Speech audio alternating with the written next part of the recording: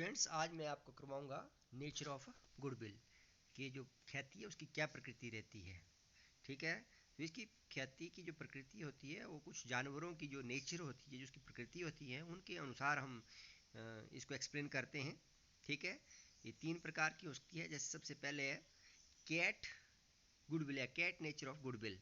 Cat is always attach to the particular house. आपको पता है बिल्ली जो होती है वो घर को प्रेफर करती है, not to a particular person. वो किसी व्यक्ति के साथ नहीं बल्कि किसी घर में रहती है, घर में ही घर के इर्द गिर्द ही रहती है जहाँ उसको खाने को मिलता है। It does not leave its place, और अपना स्थान छोड़ के नहीं जाती है।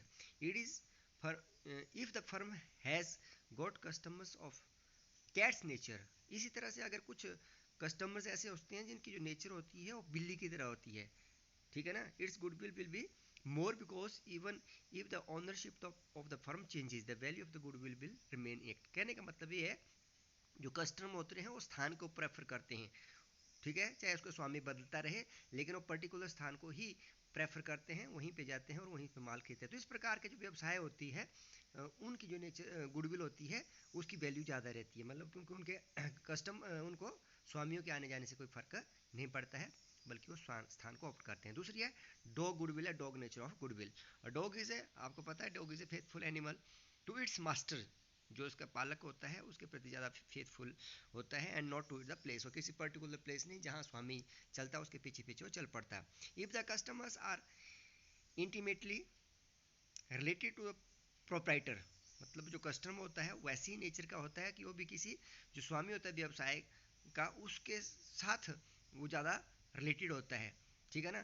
Change of proprietary will adversely effect the sale. अगर स्वामी बदल जाता है, ठीक है, तो वो जो है उस व्यवसाय से माल नहीं खरीदेगा, कहने का मतलब उसकी सेल को प्रभाव पड़ेगा, और गुडविल विल बी लेसर, और गुडविल उससे कम होती है, कहने का मतलब ये है।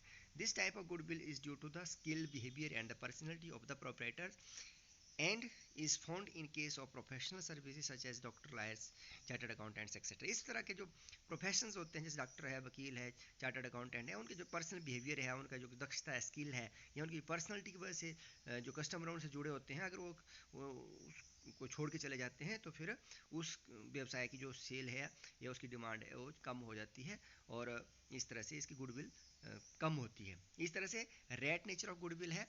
Rat has no attachment either to place to और टू इट्स ओनर। आपको पता है जो चूहे होते हैं उनको खाने से मतलब होता है, वो किसी पर्टिकुलर हाउस में नहीं जाते हैं बल्कि सभी जगह जाते हैं, और किसी पर्टिकुलर एक ही घर में नहीं जाते, कई घर में जाते हैं, अर्थात किसी प्लेस के साथ भी और किसी ओनर के साथ उनके अटैच है। मैंने इस तरह का जो कस्टमर होता है, ठीक है ना, ना ही वो व्यवसाय के प्रति फेथफुल होता है, ना ही प्रोप्राइटर के प्रति फेथफुल होता है। They can go anywhere for their benefit, वो अपने लाभ के लिए। ऐसे अगर कस्टमर की ऐसी नेचर है जहाँ उसको सस्ता मिलता है, बढ़िया माल मिलता है, वहाँ जाता है, वो किसी पर्टिकुलर स्थान या किसी पर्टिकुलर मालिक के साथ नहीं जुड़ाता है। इसलिए इस प्रकार के जो व्यवसाय की नेचर होती है, कस्टमर की नेचर होती हैं, उस प्रकार के व्यवसाय में गुडविल सबसे कम होती है। तो ये इस प्रकार से इसकी नेचर को डिस्क्राइब किया गया है। अब आती है why the good valuation of goodwill is necessary, मतलब क्यों हम इसकी वैल्यूएशन करते हैं। तो आपको पता है when at the time of admission of a new partner, at the time of retirement और death of a partner, at the time of dissolution of firm में कोई शायद प्रवेश करता है या किसी की डेथ या रिटायरमेंट लेता है, उस वक्त गुडविल की जो कैलकुलेशन है जरूरी होती है। मैंने बताया था कि एडमिशन के टाइम में जो भी शायदार नया प्रवेश करता है अपने साथ ख्याति की राशि लाता है उसको बांटा जाता है, ऐसे ही रिटायरमेंट और डेथ के वक्त भी।